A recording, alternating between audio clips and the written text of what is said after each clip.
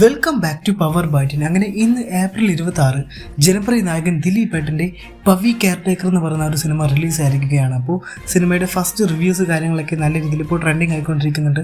So നമുക്ക് സിനിമയുടെ reviews കാര്യങ്ങളിലേക്കൊക്കെ പോകുന്നതിന് മുൻപായിട്ട് സിനിമയുടെ കാസ്റ്റ് ആൻഡ് ക്രൂ ലിസ്റ്റൊക്കെ നമുക്കൊന്ന് ചെക്ക് ചെയ്യാം. സിനിമയിൽ ജോണി ആൻ്റണി ഉണ്ട്, അതേപോലെ തന്നെ രാധിക ശരത് കുമാറുണ്ട്, ധർമ്മജനുണ്ട്, ജിനു ബെന്നുണ്ട്, പ്രൊഫസർ അലിയാറുണ്ട്, അതേപോലെ തന്നെ സ്ഫടികം ജോർജ് തുടങ്ങിയവരൊക്കെ ഉണ്ട്. ഇനി സിനിമയുടെ ക്രൂവിലേക്ക് വരാണെങ്കിൽ നമ്മൾക്കെല്ലാവർക്കും അറിയുന്നത് പോലെ തന്നെ വിനീത് കുമാറാണ് സിനിമ സംവിധാനം ചെയ്തിരിക്കുന്നത്. അതേപോലെ തന്നെ രാജേഷ് രാഘവൻ അദ്ദേഹത്തിൻ്റെ റൈറ്റിംഗ് ആണ്. സിനിമയുടെ തിരക്കഥ കാര്യങ്ങളൊക്കെ പുള്ളിയാണ് ഏറ്റെടുത്തിരിക്കുന്നത്. സിനിമയുടെ സിനിമാറ്റോഗ്രാഫർ എന്ന് പറയുന്നത് സനു താഹിറാണ്.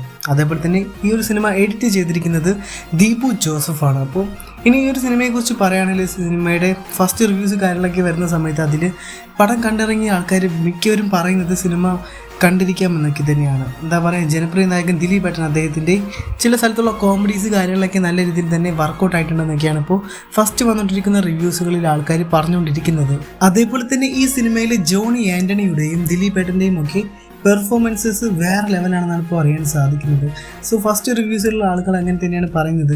പിന്നെ ഭൂരിഭാഗം ആളുകളും പറയുന്ന മറ്റൊരു കാര്യം എന്ന് പറയുന്നത് ഈ ഒരു സിനിമയിലെ മ്യൂസിക് ഡിപ്പാർട്ട്മെൻ്റ് ആണ്. അത് കിഡിലനാണെന്നാണ് ഇപ്പോൾ ആളുകൾ പറഞ്ഞുകൊണ്ടിരിക്കുന്നത്. ഭൂരിഭാഗം ആളുകളും അങ്ങനെ തന്നെയാണ് പറഞ്ഞുകൊണ്ടിരിക്കുന്നത്. ദിലീപ് ഏട്ടൻ്റെ വോയിസ് ഓഫ് സത്യനാഥൻ എന്ന് പറയുന്ന ഒരു സിനിമയ്ക്ക് ശേഷം വരുന്ന ഒരു നല്ലൊരു ഫീൽ ഗുഡ് കോമഡി എൻ്റർടൈനറാണ് ഈ ഒരു പവി കെയർടേക്കർ എന്നാണ് ഭൂരിഭാഗം ആളുകളും ഫസ്റ്റ് ഷോസ് കാര്യങ്ങളൊക്കെ കണ്ടു കഴിഞ്ഞതിന് ശേഷം പറയുന്നത്.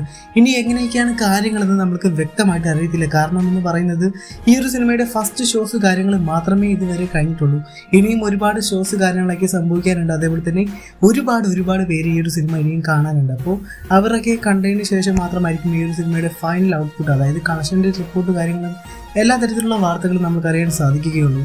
സോ ഗൈസ്, അപ്പോൾ നിങ്ങൾ ഈ ഒരു സിനിമ, അതായത് പവി കെയർടേക്കർ എന്ന് പറയുന്ന ഈ ഒരു സിനിമ നിങ്ങൾ തിയേറ്ററിൽ പോയിട്ട് കണ്ടിട്ടുണ്ടെങ്കിൽ നിങ്ങളുടെ അഭിപ്രായം എന്താണ്? ഈ ഒരു സിനിമയെക്കുറിച്ചുള്ള പവി കെയർടേക്കർ എന്ന് പറയുന്ന ഈ ഒരു സിനിമയെക്കുറിച്ചുള്ള നിങ്ങളുടെ വിലയേറിയ അഭിപ്രായങ്ങളെല്ലാം തന്നെ തീർച്ചയായും താഴെ കമൻറ്റ് ബോക്സിൽ കമൻറ്റായി രേഖപ്പെടുത്താൻ മറക്കാതിരിക്കുക.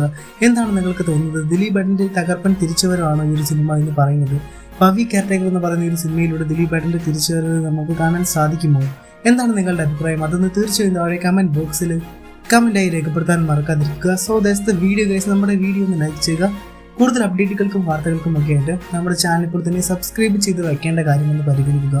അപ്പോൾ എന്തൊക്കെയായാലും അടുത്ത നല്ല വീഡിയോയിൽ കാണുന്നവരേക്കും ബൈ ഗായ്സ്.